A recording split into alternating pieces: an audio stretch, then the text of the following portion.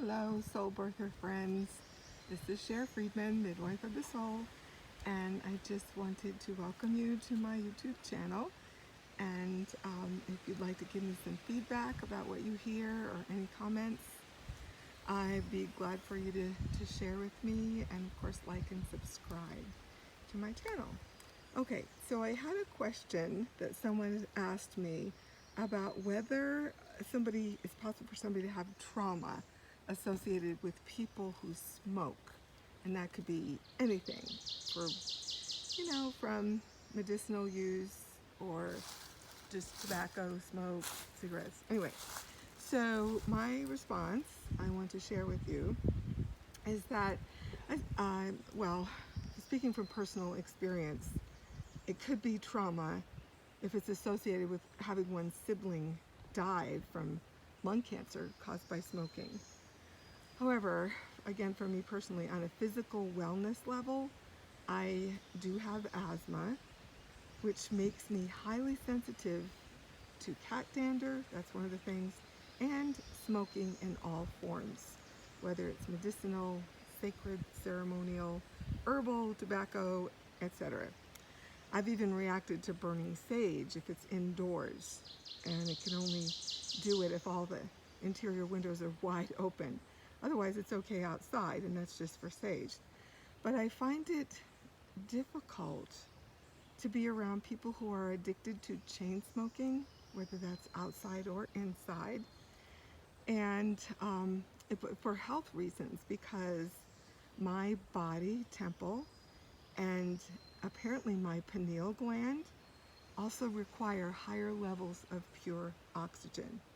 Now, if you want to know where I get that from, I've done research on the many ways that it's important to try to decalcify our pineal glands, and you might be interested to note that smoking certain substances, whether it's substance related, illegal substance, or legal in some states, smoking tobacco, anything with a carcinogenic substance in it, caffeine, so coffee drinkers and heavy tea drinkers, that if there's caffeine in a tea, fluoride, fluoridated water, and most all pharmaceuticals actually do contribute to calcification of the pineal gland. So again, this is my personal story. For me, I depend on the highest operating efficiency and function of my pineal gland. And the reason is because it's a crucial part of my work as a clinical therapist and healer.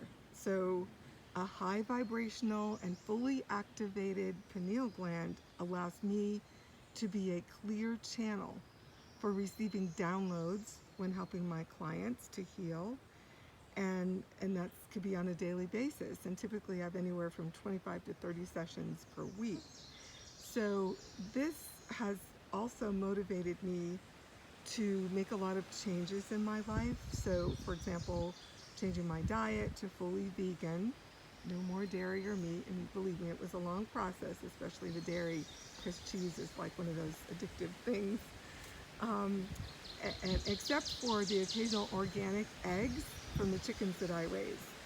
So as a clinician, licensed clinical mental health counselor, and a life coach, I have chosen, pretty much all my life, this has been pretty standard. I do not smoke, never have, don't drink alcohol, don't use drugs, and I don't have any pharmaceutical or prescription medications or over the counter. I meditate, deep breathe, exercise daily. I've lost over almost 20 pounds in the last year, and I'm also striving to decrease my carbon footprint on the planet. And I really take it seriously about being a steward of Mother Gaia. I'm also a student of Kabbalah and study Zohar as part of my spiritual practice. And I am extremely grateful for my vocational calling and healing in my work with clients. It's caused me to become increasingly more aware that I can be most successful when all the channels are clear, the chakras and meridians in my body and my energetic being are balanced, and my energy is high, and I'm grounded and connected to the light of Divine Creator. I cannot help clients or be very effective when my energy is low, or I feel sick, or feel like I'm coming down with something.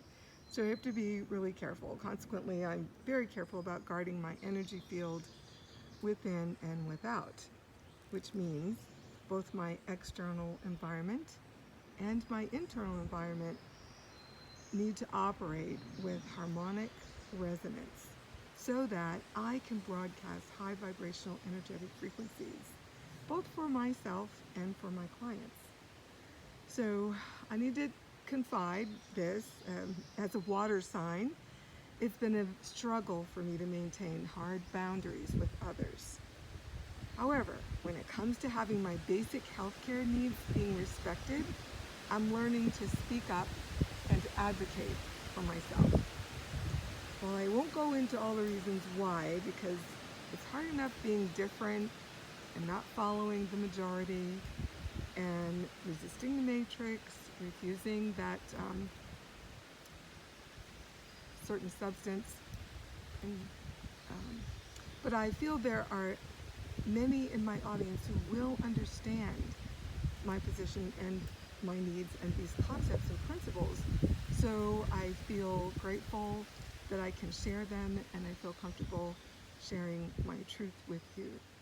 So if anyone is interested in receiving any information about the pineal gland, and I have a whole list of things, practices and things that can be done, both proactively, things to do and things not to do, to avoid.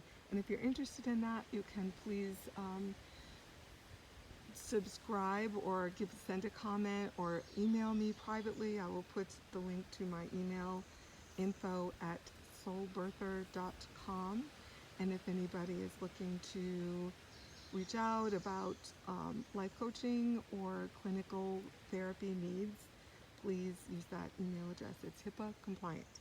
Okay, so anyway, I hope you've enjoyed the little scenery of my garden. This is part of my lavender garden, and I have some fig trees that are now starting to grow and put out shoots. So anyway, I hope you have a wonderful day, wonderful rest of this week.